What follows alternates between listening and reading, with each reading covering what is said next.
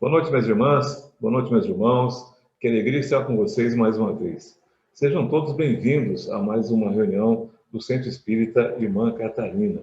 Hoje, na noite desta segunda-feira, estamos recebendo nossa querida amiga Márcia Évole, que vai nos trazer um tema bastante importante da doutrina espírita.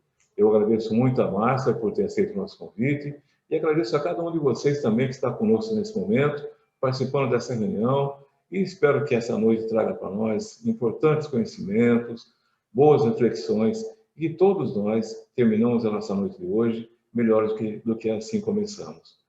Com a graça de Deus e com a permissão de Jesus, damos por início a mais essa reunião do Centro Espírita Irmã Catarina. Peço a Márcia que faça, então, por favor, a abertura da reunião e a prece de abertura. Boa noite, meus amigos. Até daqui a pouco, se Deus quiser. Olá, amigos. Um grande abraço a todos vocês. O meu nome é Márcia e no nosso encontro de hoje nós vamos falar sobre o treinamento no bem. Mas antes, vamos elevar os nossos pensamentos, pedindo ao mais alto a proteção, de acordo com o nosso merecimento, de acordo com a nossa necessidade, o apoio e agradecendo sempre essas instruções maravilhosas que esse plano espiritual nos tem dado. Que assim seja. Então, o treinamento no bem. Todos nós procuramos ser pessoas melhores, pessoas boas, não é? Mas esse desenvolvimento natural da nossa bondade, ele implica no nosso amadurecimento, sim, aquele amadurecimento consciente do senso de moralidade, que todos nós temos meio que embutidinho, mas nós precisamos desenvolver esse senso de moralidade para sermos pessoas boas, com atitudes corretas, né? Então, a seu turno, a busca dessa maturidade emocional, ela constitui um treinamento para o espírito. Nós precisamos perseverar, treinarmos para irmos adquirindo essa maturidade espiritual, essa moralidade, para que sejamos pessoas boas, pessoas melhores. Então, constitui um treinamento para um espírito, tem que ser uma coisa constante. É um exercício de paciência, é um exercício de fidelidade à causa de Jesus. Quando nós colocamos o pé no caminho, é porque nós estamos tendo essa fidelidade. Não devemos voltar atrás, regredir, né? E tudo isso envolve várias iniciativas da nossa parte, para que sejamos melhores, para que atinjamos essa moralidade, essa maturidade emocional. Esse treinamento, ele se constitui de vários passos, ele exige de nós iniciativas, né? Depende sempre de nós. Nós temos que dar o primeiro passo, nós temos que correr atrás. Vamos ser ajudados, mas tudo depende da nossa atitude. Então, tem 10 passos que nós vamos citar, que são assim propostas de iniciativa para que nós consigamos ser melhores, termos essa moralidade mais assim estruturada. Então, um dos passos é a conscientização no bem, dos 10, né, que nós vamos comentar. O primeiro deles é a conscientização no bem. Depois nós temos também a autoeducação com base no Evangelho. O terceiro passo, saber ouvir e respeitar a opinião do próximo. Um quarto passo, estimular o bom ânimo das criaturas.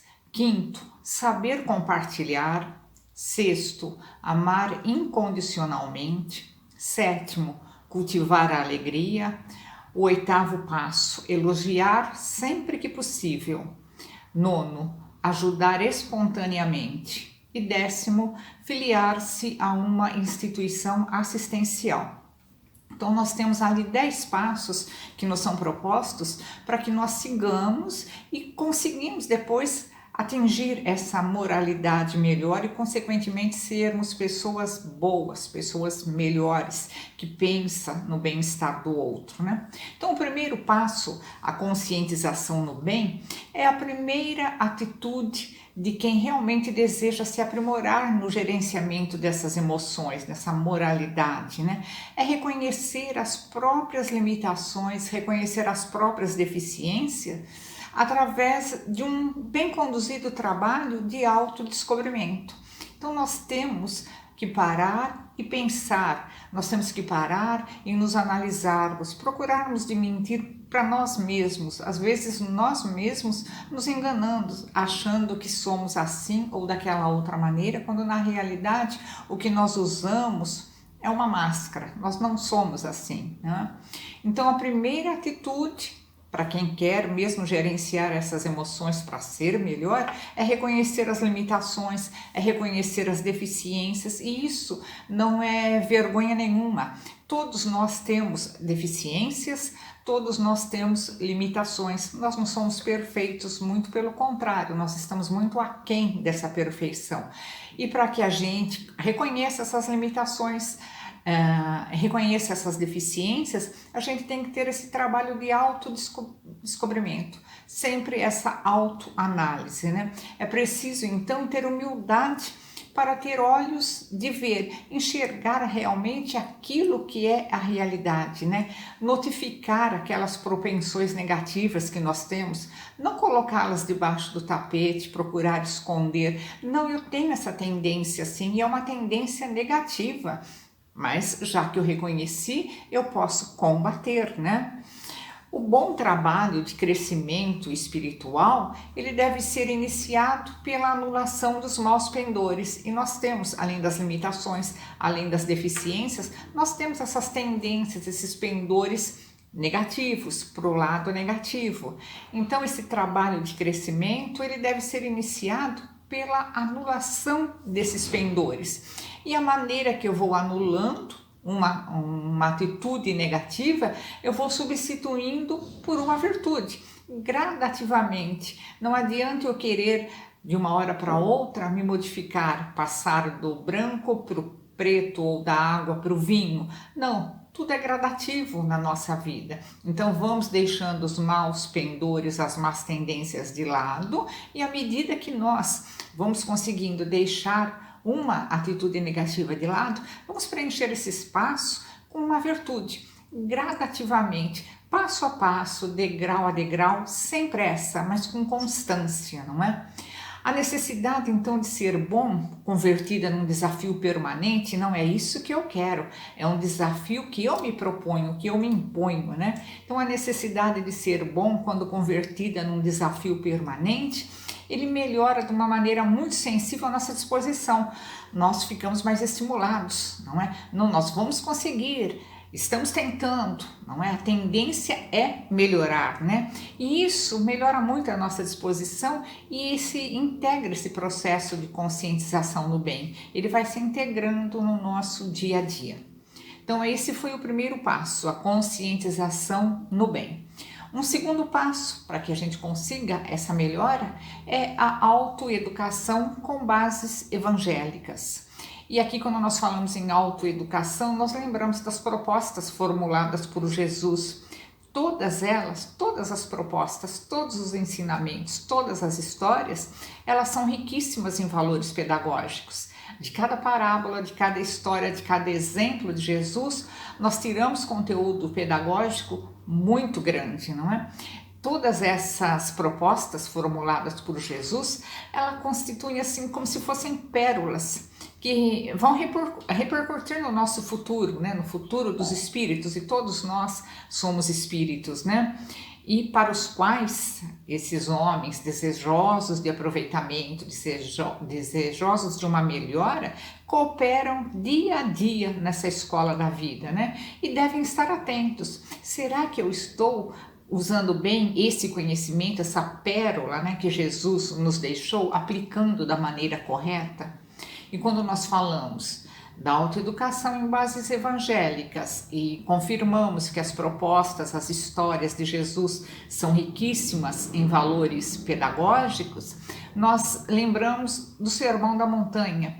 E o Sermão da Montanha, se ele for lido, entendido e em essência ele for incorporado ao nosso patrimônio cultural, não adianta só sabermos, colocarmos em prática, né?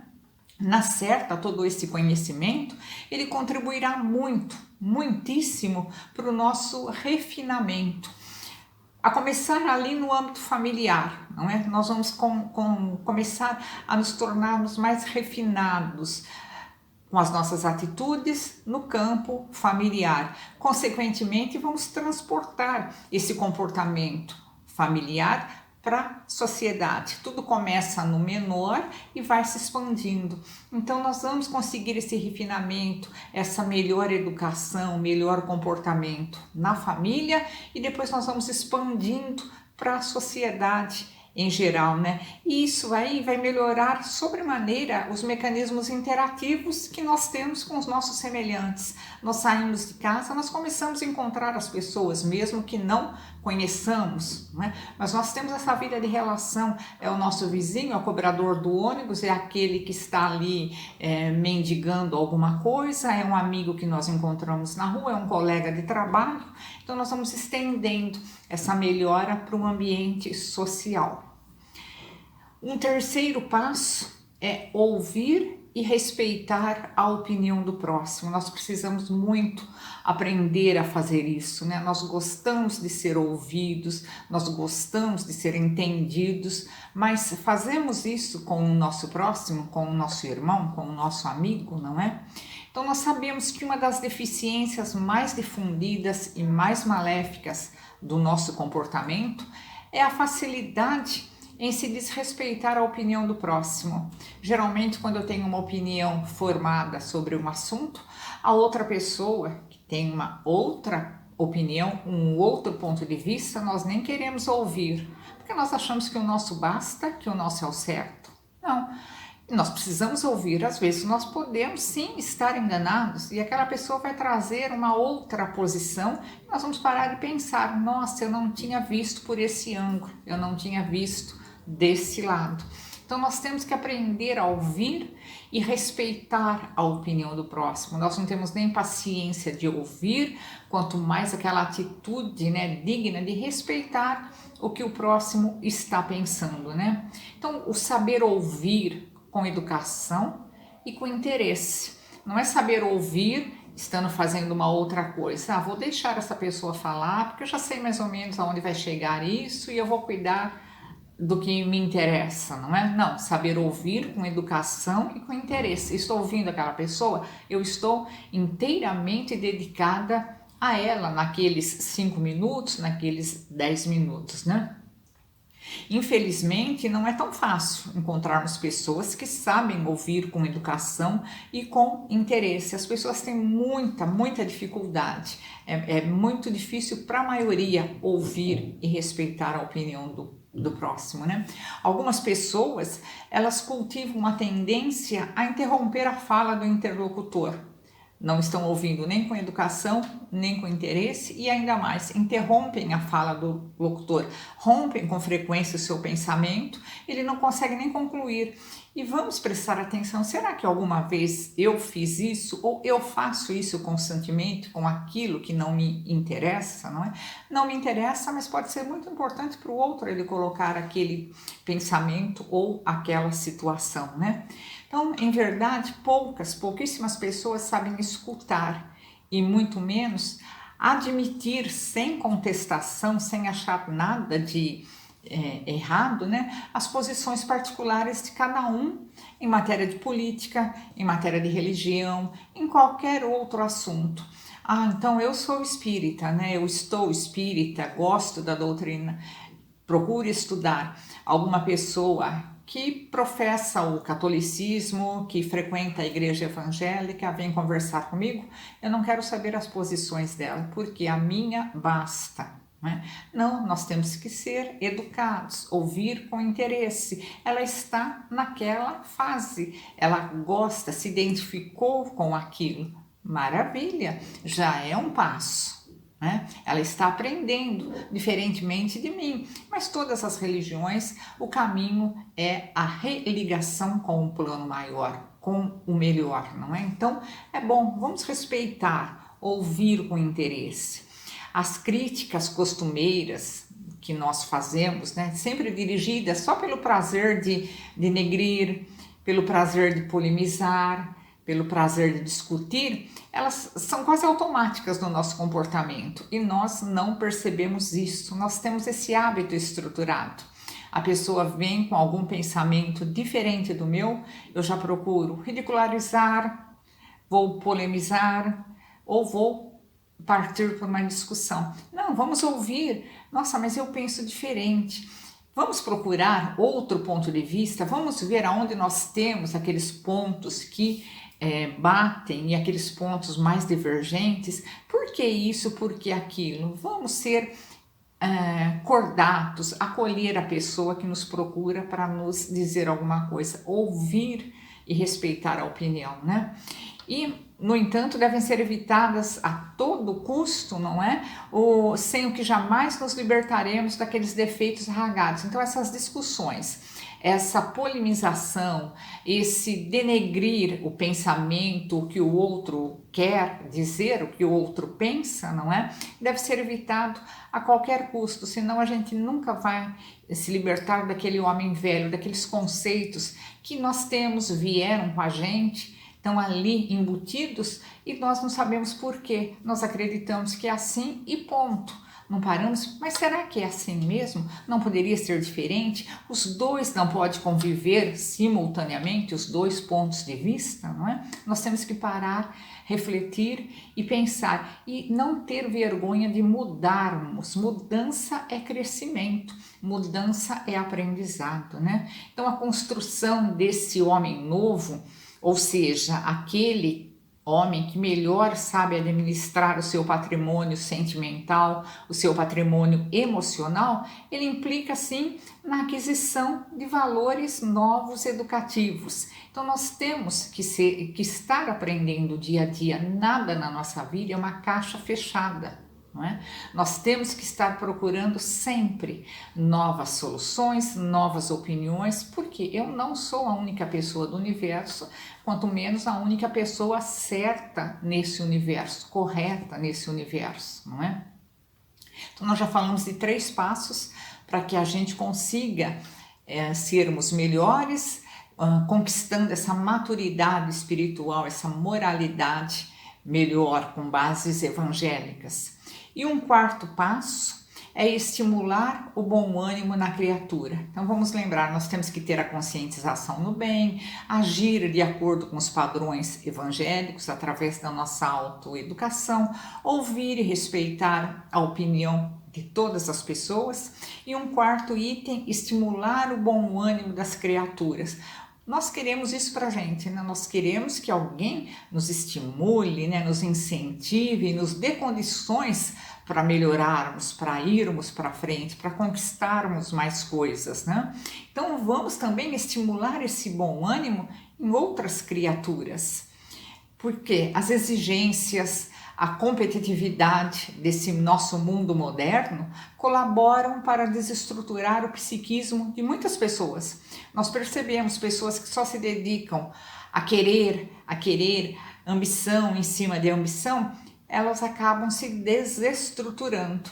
E nessa ausência, então, de um melhor desempenho emocional, esse controle emocional foge um pouco, as criaturas elas acabam enveredando por descaminhos da vida ou outros caminhos que não aqueles mais corretos, né?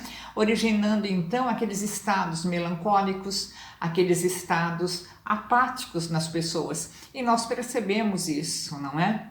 Então, na atual conjuntura, nesse momento atual, são tantas as pessoas, mas tantas as pessoas portadoras de reações melancólicas, reações depressivas, são a quantidade de pessoas desiludidas com a vida, descrentes de tudo, é muito grande, é enorme, né? Tão grande que se todas essas pessoas procurassem um hospital para tratamento, ele não teria condição de atender toda essa demanda, porque é tanta gente que não comportaria, né?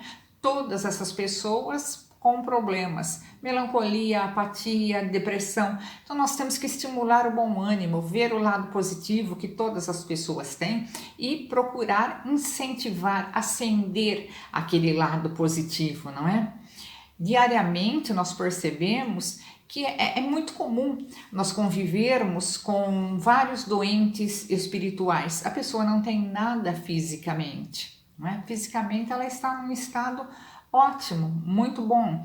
Então nós chamamos de doentes espirituais e nós convivemos diariamente com esses doentes espirituais, mas nós não conseguimos enxergar esses doentes, esses necessitados, que eles precisam sim de tratamento específico, né? Eles têm problemas íntimos, eles têm problemas que os consomem e não comentam, não falam. Por quê? Não tem ninguém de confiança, ninguém que vai estimulá-los a melhorar, ninguém que tente com ele resolver esse problema, né? Não lhe dão atenção. Ah, isso daí você que tem que resolver. Quando você parar de fazer ou pensar assim, isso melhora, né? E nós não ficamos aí do lado, estimulando, dando esse bom ânimo para que essa pessoa reaja, saia daquela situação e procure algo melhor, né? Não seria bastante caridoso da nossa parte se nós parássemos um pouco e envolvêssemos essa pessoa necessitada, essa pessoa com problema, com a nossa solicitude, com o nosso carinho, dando-lhe um acolhimento?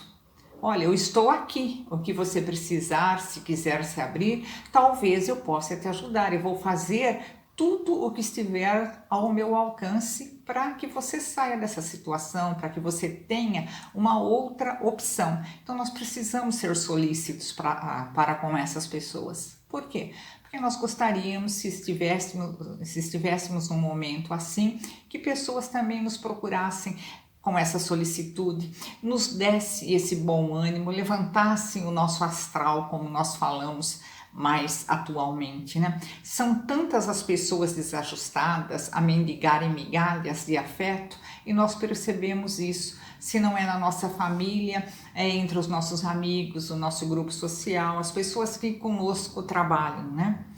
Mas o bom senso, que é inerente aos mais sensíveis, aquela pessoa que tem um pouco mais de sensibilidade, ela já tem esse bom senso, é quase que uma característica, já está mais inerente nela, né? Então, o bom senso inerente nessas pessoas mais sensíveis, de certa forma, fala mais alto e ele adverte quanto à iniciativa inteligente a ser tomada, que é a oferta desse bom ânimo.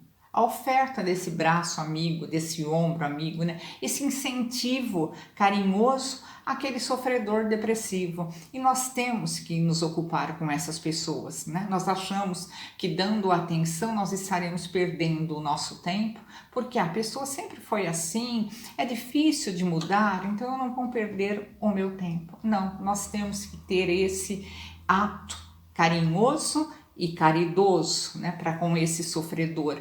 Vamos estimular, vamos levantar esse bom ânimo nele, não é? A pessoa amadurecida, essa mais sensível, ela não despreza nenhuma oportunidade de servir. Não, ela está sempre atenta, apareceu uma oportunidade, ela já está ali colaborando, né? Então a pessoa que é amadurecida, ela não despreza as oportunidades de servir, pois em certas circunstâncias, um abraço fraternal, somente isso, ou uma palavra de conforto, um convite à esperança, são suficientes para salvar uma vida, demovendo aquela pessoa aflitiva, aquela pessoa depressiva, da ideia de suicídio. Até nesse ponto, às vezes uma palavra, não é? Um ato carinhoso, uma palavra de conforto, um convite à esperança. Não, faça desse jeito, tente mais uma vez. Uma simples frase pode fazer com que a pessoa aflita, depressiva, ela demova a ideia de suicídio que ela estava acalentando. Não é? Então nós temos essa obrigação, nós temos esse dever sim, né? A palavra é dotada de um misterioso poder e contém uma energia capaz de produzir verdadeiros milagres, né? Nós falamos a palavra é poderosa, realmente é bastante. Se alguém tem assim uma tristeza inconsolável, é porque lhe falta uma perspectiva de vida diferente diante das dificuldades. Ela só está enxergando aquele caminho, ela não consegue ver o outro lado. E uma pessoa caridosa, uma pessoa já mais sensata pode ficar mais próxima dessa pessoa e indicar um outro caminho, abrir esse novo horizonte, né? Ampliar esse leque de possibilidades. Então esse foi o nosso quarto item, nós já estamos chegando na metade, no quinto item, que é saber compartilhar, né? Eu acho esse verbo muito bonito, compartilhar. Nós deveríamos compartilhar absolutamente tudo, tudo. Conhecimento, bens materiais, amor, não é?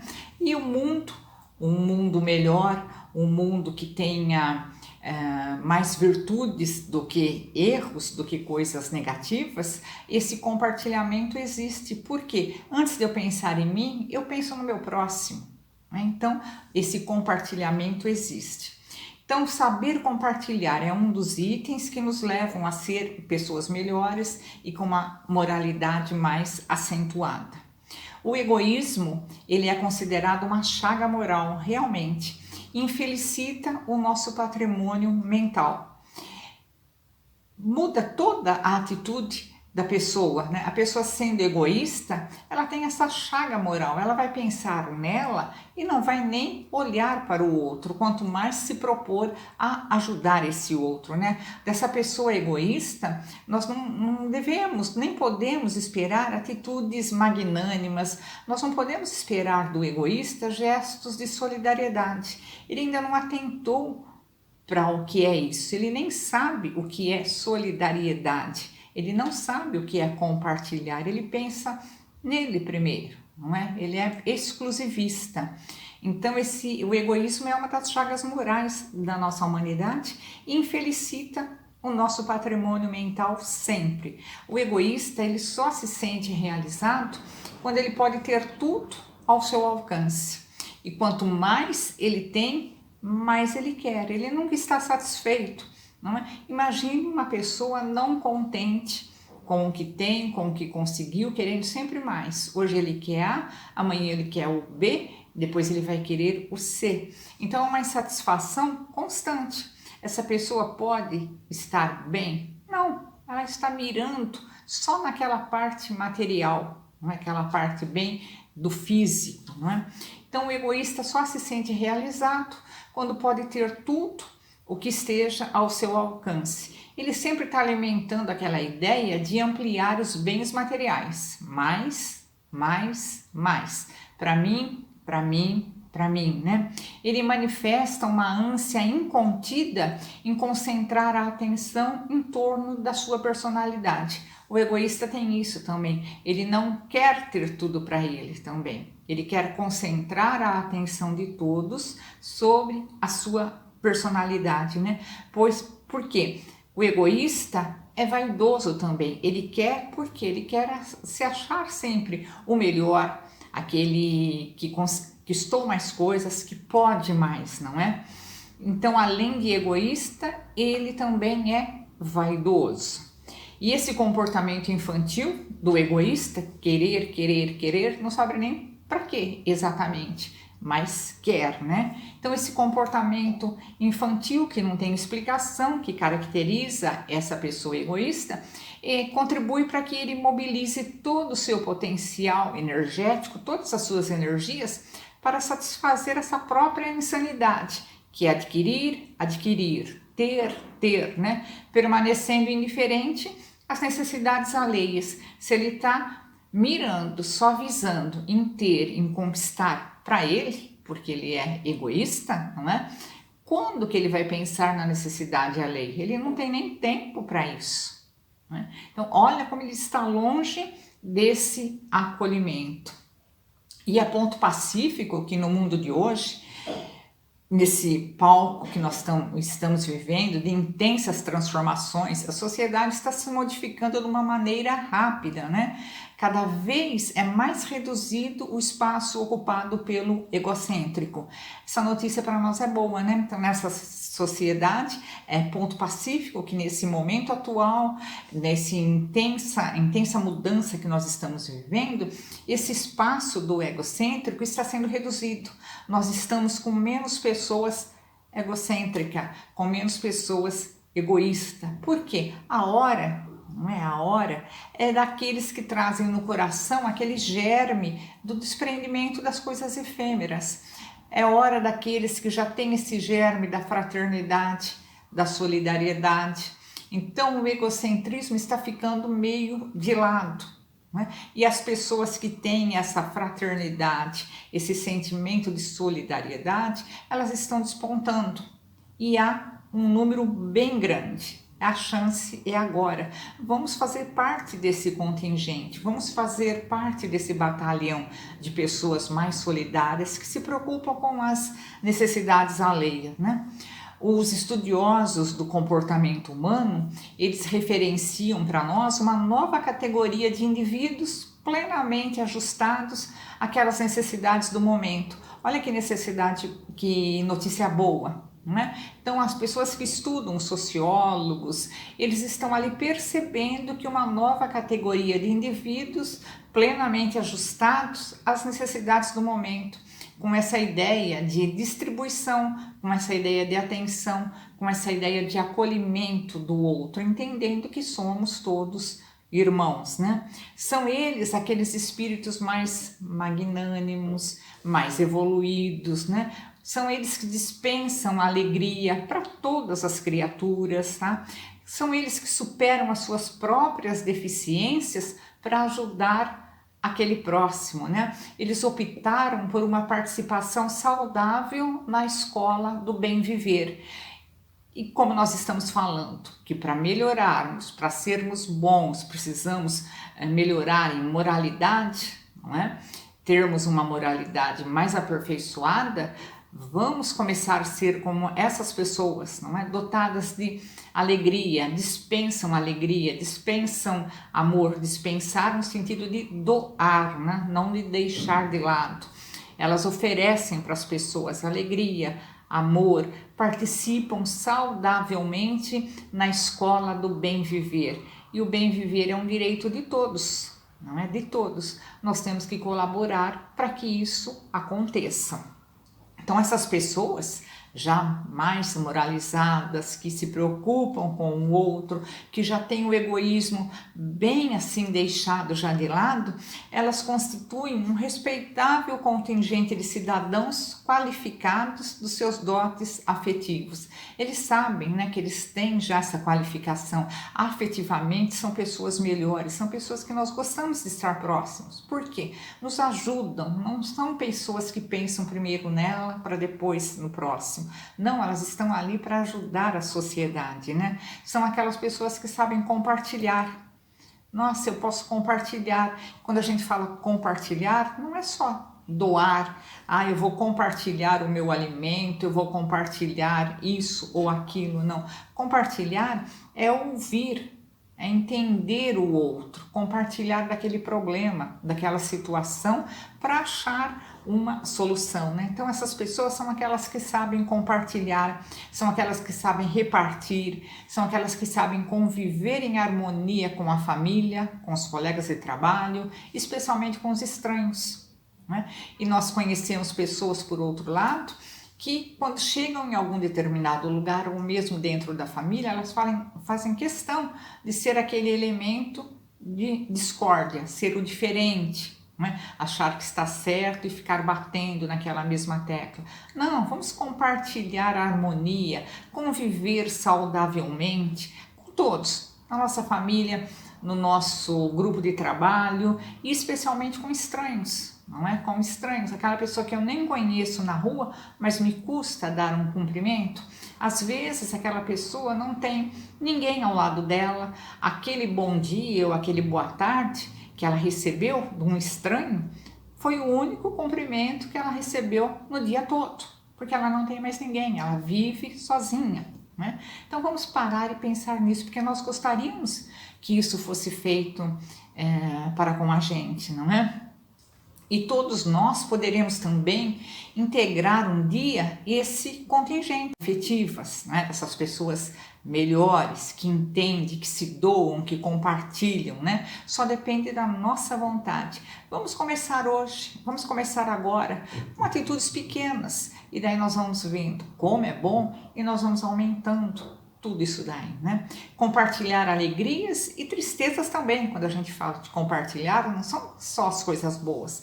Compartilhar alegrias, compartilhar as tristezas sem esmorecer, evitar desentendimentos, evitar discussões no nosso grupo social, qualquer um dele que nós pertençamos, né? É demonstrar maturidade para enfrentar situações conflituosas. E nós vivemos, né, no nosso planeta situações conflituosas, porque nós estamos em provas e expiações. Então, situações conflituosas existem e existirão aqui no nosso planeta. Nós temos que ter maturidade para enfrentá-las sem promover mais discussão, como nós dizemos assim vulgarmente, não colocarmos mais lenha na fogueira, procurarmos amenizar aquela situação, aquela discussão, achar um ponto comum a todos que beneficie a todos. Um sexto passo para atingirmos essa bondade e essa maturidade espiritual: amar incondicionalmente. Isso nós sabemos que é muito difícil. Jesus conseguiu, Jesus amava incondicionalmente, ele não tinha nenhuma diferença para com nenhuma pessoa. Nós precisamos chegar a amar incondicionalmente. Nós não devemos continuar tendo esse amor personalizado que nós temos, particularizado que nós temos, né? Então, o universo infinito, ele desafia cientistas, ele empolga os corações daqueles que acreditam em Deus, né?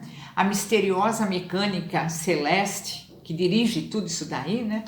Ela é um enigma para os astrônomos, para os matemáticos. Eles estudam muito, mas ainda é enigma para eles, né? Mas para aqueles, ao contrário, que são humildes, aqueles que são puros de coração, eles sabem quem comanda toda essa harmonia do universo. Eles entendem que é só o amor que mantém toda essa harmonia em todo o universo, né? A energia bem sutil que permeia toda essa vastidão, todo esse espaço infinito, ela penetra infinitivamente pequeno e vitaliza aquelas partículas menores que nós não conseguimos ver a olho nu, né? Todas as formas da vida são energizadas.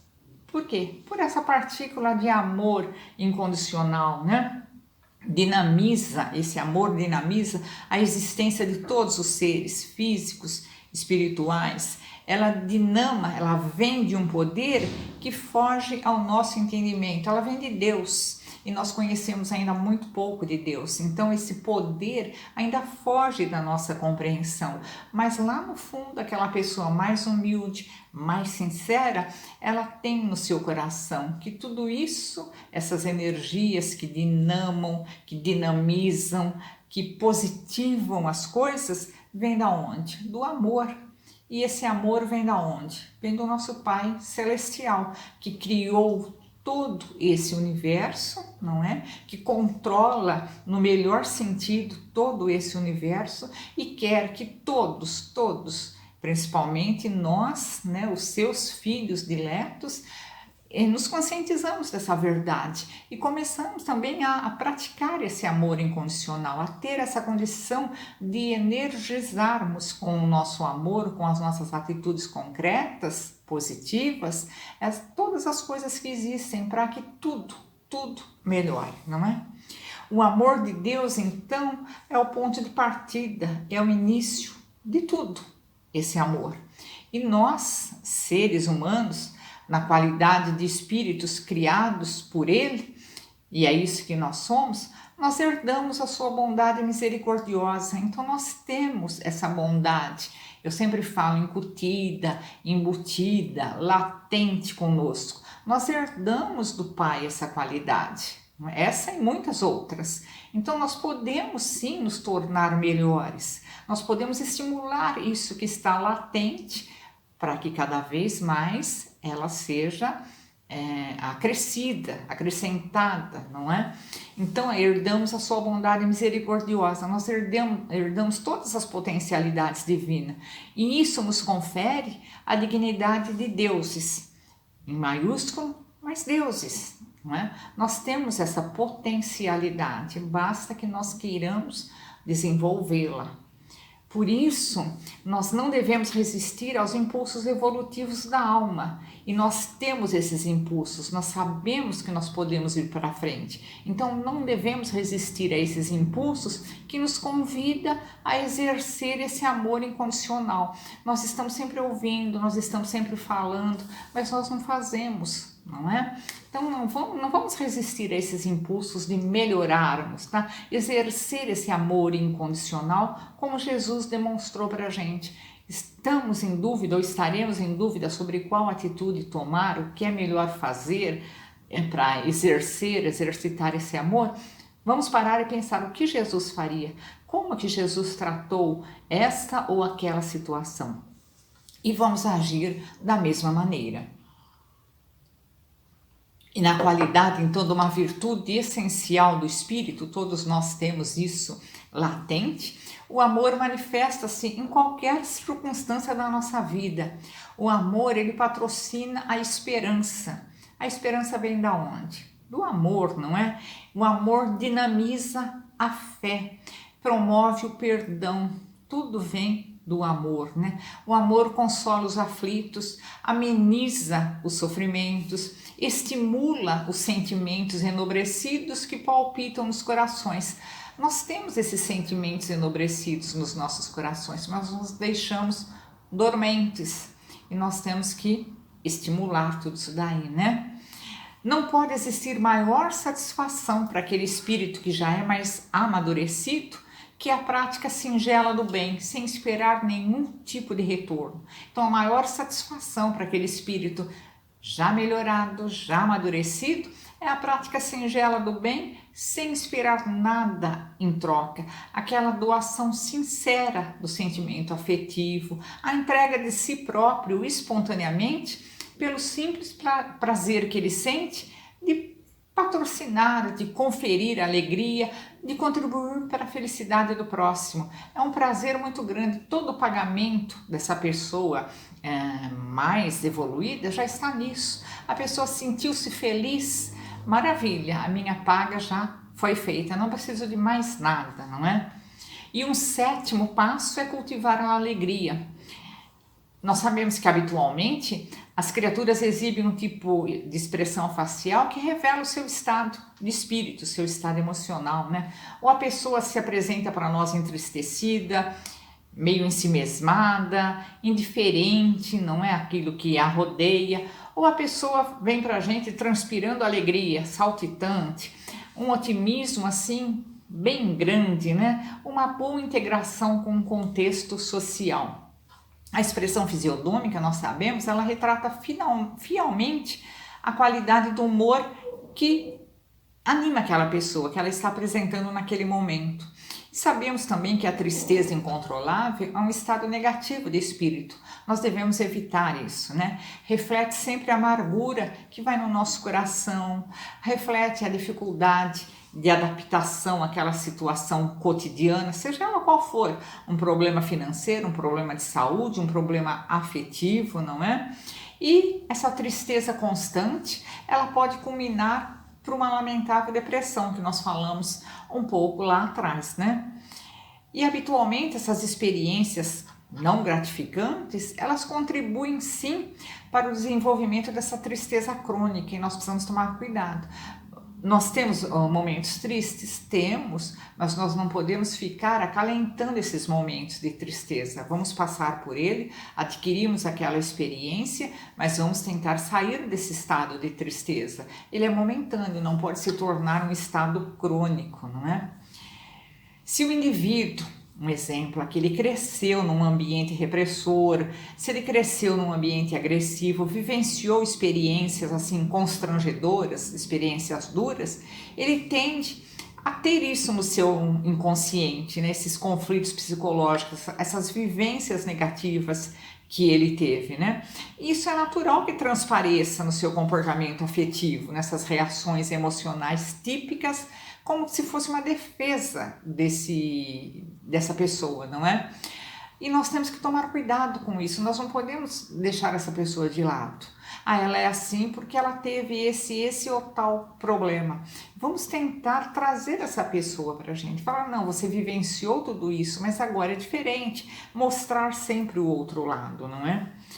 Nós percebemos também que aquela pessoa de senho franzido, nós estamos falando em cultivar a alegria, aquela pessoa que está sempre com o rosto contrito, né? Nós sabemos que esse semblante envelhece a pessoa, marca a fisionomia, traz rugas precoces, predispõe a criatura a enfermidades. Então vamos parar com isso, vamos estimular a alegria. Para o nosso corpo físico vai fazer um bem enorme, né? O semblante alegre geralmente denota felicidade, um estado bom de sanidade física, de sanidade mental.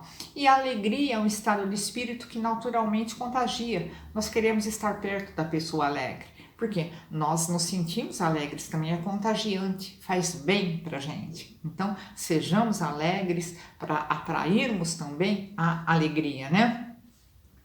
O mundo sente sempre necessidade de vibrar num clima de alegria, num clima saudável, né? Buscando esse equilíbrio de paz, de espírito tão sonhados por todos, não é? E nós vemos que a alegria faz um bem tão bom que, um exemplo, um médico, se ele está conversando conosco, esse médico é alegre, ele é bem-humorado, ele proporciona só com a sua presença e com as suas palavras a melhora do nosso estado físico, né? Porque ele é tão alegre, ele nos estimula tanto que só isso já é metade do tratamento. Não é? Eu confio nele, ele está pondo todas as suas energias ali para me ajudar. O remédio é quase que secundário, não é? Um chefe de família que transpareça no semblante alegria, ele consegue um relacionamento familiar muito bom. Ele torna-se mais confiável, aquela pessoa que você pode chegar com qualquer problema, com qualquer situação, que ele vai te receber, ele vai te ouvir. Então, olha como é bom isso, né? Nós sermos mais abertos, mais alegres, não é? Um oitavo passo, elogiar sempre que possível. E nós queremos elogios, mas nós fazemos os elogios, nós percebemos as atitudes das pessoas e elogiamos. Imaginem só um exemplo, o seguinte exemplo. Um funcionário, ele esmera-se no cumprimento de uma tarefa complicada. Ele dá tudo de si em prol daquele objetivo. Um exemplo, tem que confeccionar lá um relatório, né? Ele perde noites de sono ultimando esse projeto. E no momento que ele vai apresentar esse projeto para o chefe, ele não recebe desse chefe nenhuma palavra de agradecimento. Simplesmente o chefe pega esse relatório, que ele demorou dias para fazer, ele se dedicou muito, pesquisou bastante. O chefe pega esse relatório, nem olha, coloca ali na mesa e diz para esse funcionário, olha, quando eu tiver tempo, eu vou dar uma olhada. Olha que balde de água, nem fria, gelada, não é? Nossa, eu me esmerei tanto, eu pesquisei tanto para fazer isso e nem uma olhada para falar, nossa, você parece que você fez um bom trabalho, né? Nem isso. Então, apesar da consciência daquele dever cumprido, o funcionário lá no íntimo, ele fica frustrado com aquele descaso do chefe, né? Não ter o próprio mérito reconhecido é sempre um motivo de decepção, por mais indiferente que a pessoa se mostre, porque todo esforço merece uma palavra de elogio, mesmo que aquele esforço tenha sido improdutivo, mas ele tentou, né? Então, não, você fez um esforço grande, parabéns, da próxima vez você vai conseguir, da próxima vez será melhor. Então, elogiar, e nós elogiamos, não é?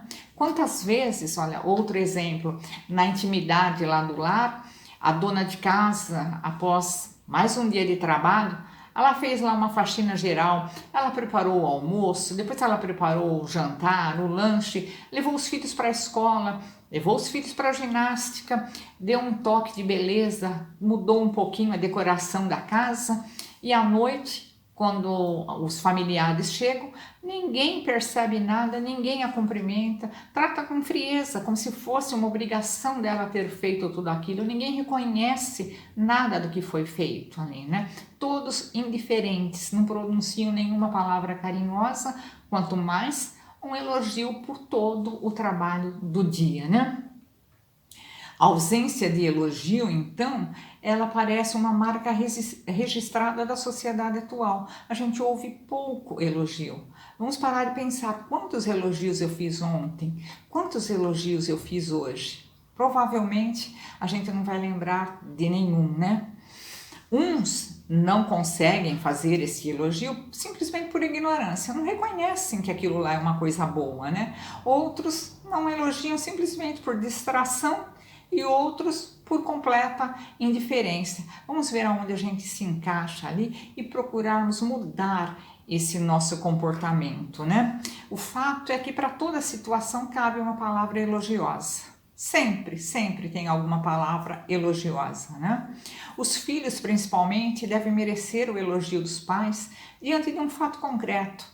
Uma nota melhor na escola, levou o lixo para fora, nossa, você fez um bom trabalho, né? Então, qualquer elogio para qualquer fato estimula muito a atitude, as novas atitudes da pessoa, aumenta o respeito que aquela pessoa tem por você. Olha, ele está percebendo o que eu estou fazendo. E é muito bom quando as pessoas percebem o que nós estamos fazendo. É muito bom quando nós não sentimos indiferença da parte das pessoas para conosco, né? Melhora muito o relacionamento em todos os sentidos. O nono passo é ajudar espontaneamente. A generosidade espontânea, ela deixa aquelas segundas intenções de lado. Eu estou ajudando porque eu quero, né? Esse auxílio fraternal, espontâneo, sem que eu seja convocada para efetuar aquela ajuda, é muito melhor, é bem diferente eu ser convocada a ajudar, mesmo que eu vá ajudar de bom grado, do que eu espontaneamente me dispor a fazer isso ou a fazer aquilo. Eu vou ajudar nisso, eu vou ajudar nesse grupo. Quando a gente vai espontaneamente, o nosso mérito é outro, não é? Uma coisa, então, é atender um convite para participar de uma atividade beneficente. Outra coisa é iniciativa própria, tomada de livre e espontânea vontade, apenas pelo desejo de ajudar alguém ou um grupo de pessoas carentes. Então, quando nós temos essa iniciativa, é muito melhor, o mérito cresce muito. Lógico que quando fomos convidados, também devemos aceitar, tá? Mas se partir de nós, a coisa muda de figura, é muito melhor, não é? O processo de aprendizagem no bem, para que nós nos tornemos melhor, com mais bondade e com mais moralidade, né? O processo de aprendizagem no bem requer tempo e aplicação de esforço nas matérias exigidas pela escola da vida. E quais são as matérias exigidas pela escola da vida? Essas são as nossas virtudes, é a nossa tolerância, é o nosso respeito, é a nossa paciência, é a nossa disposição, é a nossa doação de tempo ou de coisas materiais, né? E mesmo aqueles mais receptivos, aquelas pessoas que entendem mais essa pedagogia evangélica, já leram, já estudaram, já meditaram, né? E a gente acha que eles estão mais aptos ao desenvolvimento dessas virtudes, dessas potencialidades, né? Eles cumprem sempre estágios progressivos e vão envolvendo mais ou menos rapidamente, de acordo com as suas disposições, vão se desenvolvendo mais rapidamente, de acordo com as suas disposições íntimas, com as suas motivações, com o seu nível de conscientização. Então, nós não temos que ficar preocupados. Nossa, eu estou tentando, mas eu não estou conseguindo, está muito difícil. Vamos nos apegar lá, pedagogia evangélica, vamos estudar, e nós vamos conseguir. Nós estamos em níveis diferentes, aquele vai mais rápido, aquele outro vai mais devagar, eu vou assim, eu vou daquele outro jeito, mas eu estou no caminho. O importante é isso, a perseverança, né? Porque, olha, ninguém chega ao topo da montanha sem escalar pacientemente as suas encostas íngremes. Então, eu estou escalando aqui, eu posso ter uma dificuldade enorme e ter que ir por aquele outro lado. Eu perdi um pouco de tempo, mas eu estou aprendendo. Todo nesse caminho é sempre um aprendizado. O importante é que nós não desistamos, né? E o décimo passo, e é muito importante e muito interessante esse décimo passo, filiar-se a uma instituição assistencial, né? Por quê? Olha, certos procedimentos, eles nos ajudam a perseverar no bem, especialmente quando nós carecemos de estímulos para começar e permanecer nessa caminhada. Então, olha, tem procedimentos que nos ajudam a perseverar no bem, e um dos procedimentos é a união. É nós pertencermos a uma instituição, a um grupo social, a um grupo de trabalho. Por quê? Nós somos muito mais estimulados a começar a caminhada e a persistir nela, né? Porque nós não conseguimos, muito raramente, realizar algo sozinhos. As pessoas precisam se unir para conseguir um objetivo, né? Daí a necessidade de nós pertencermos a uma associação, a um grupo, para que em conjunto a gente exercite a caridade. É muito melhor, é muito mais agradável, muito mais atrativo, né? Porque quando muitas pessoas estão reunidas em torno de um mesmo ideal, há uma excelente onda de reforço para todos, tá? E quando alguém fraqueja, os outros vão lá e chamam a ordem, né? Que nem aquela ovelha desgarrada, vai lá e puxa de volta, não é? Sem permitir que essa ovelha se desgarre, sem permitir que essa ovelha desanime, não é? Então, nós pertencendo a um grupo de trabalho, nós vamos ser estimulados, e se nós estivermos meio caídos, o nosso colega vem e fala, não, hoje você não está bem, você faz assim ou faz daquela outra maneira, mas amanhã você esteja aqui de volta, vai melhorar e nós vamos te ajudar. Então nós somos mais estimulados, a chance de desistir, ela é muito menor, né? Então assim que devem funcionar as coisas quando nós nos filiamos a uma instituição assistencial. Além de nós estarmos trabalhando por um trabalho assistencial em prol de uma comunidade, temos um objetivo, nós estamos sendo ajudados por aquele grupo e estamos ajudando aquele grupo, né? Mediante aquela divisão de tarefas, você faz isso, você é responsável por aquilo, a pessoa aprende a trabalhar em equipe. Olha o egoísmo já ficando um pouco de lado, não é? Aquele ego ficando um pouco de lado. Nós aprendemos a trabalhar em equipe. Hoje eu tenho que fazer esse serviço, amanhã eu vou fazer aquele outro, não é? Então nós aprendemos a divisão das tarefas, trabalhar em equipe, nós aprendemos a compartilhar alegrias naquele grupo, todo mundo trabalhando, alguém tem uma notícia boa, nós todos ficamos estimulados, e também a compartilhar as tristezas. Aquela pessoa está com um problema com ela, com a família, alguma situação não tão boa, o grupo está ali para dar o suporte. Nós somos sempre ajudados, melhor ajudados, né? Nós compartilhamos tristezas, nós compartilhamos alegrias, nós compartilhamos vitórias e nós compartilhamos insucessos. Nós aprendemos, fazendo parte dessa instituição assistencial, nós aprendemos a ouvir críticas, tá? Não, hoje a sua parte ficou a desejar. Não é? Amanhã você tem que fazer um pouco melhor, né? Então nós aprendemos, nossa, é mesmo, podia ter feito um pouco melhor, eu prejudiquei o trabalho da equipe por causa disso ou por causa daquilo. E nós aprendemos, sim, a ouvir críticas, porque são críticas construtivas, né? Nós aceitamos essas críticas como sendo um estímulo para que a gente reavalie e continue em frente nessa convivência fraterna, né? O trabalho em equipe, na assistência social principalmente, é uma ótima oportunidade de realização construtiva. Nós estamos trabalhando para a construção de algo, né?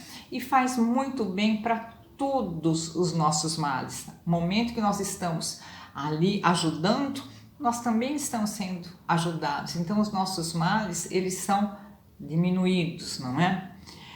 Quantas vezes nós já escutamos pacientes que são acometidos de reações depressivas, de queixas quanto à solidão, e no momento que eles estão tendo esse trabalho assistencial, estão participando disso daí, esse vazio é preenchido, sentem-se pessoas melhores, mais úteis à sociedade. Consequentemente, eu me sentindo útil, isso faz bem para tudo, para o meu físico, para o meu emocional, para tudo, não é?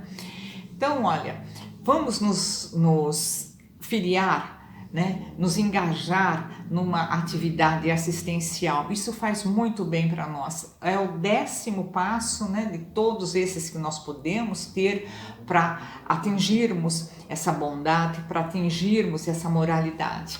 Agora, nós citamos 10 passos, mas não vamos nos ficar preocupados, não, eu vou ter que fazer todos para atingir isso? Não, nós sabemos que é difícil e tudo que nós começamos com muito ímpeto, a tendência é o quê? É a gente voltar para trás. Não, vamos devagar, devagar e sempre. Esse ditado é muito pertinente, é muito verdadeiro.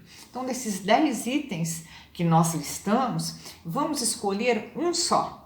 Olha como ficou mais fácil a nossa tarefa, né? Dos 10 listados, vamos escolher um só e nos fixarmos nele, tá? Trabalharmos nele, dedicarmos, né, a ele.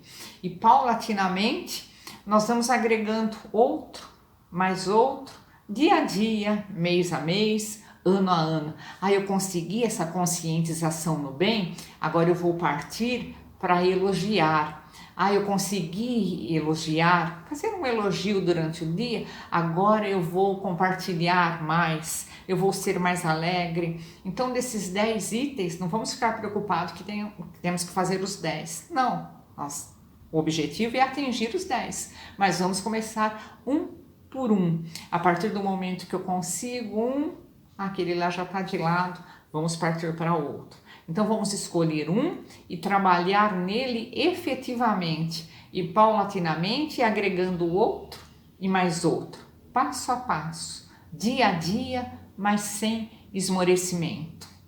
Obrigada pela atenção de vocês, muita paz para todos. Até a próxima.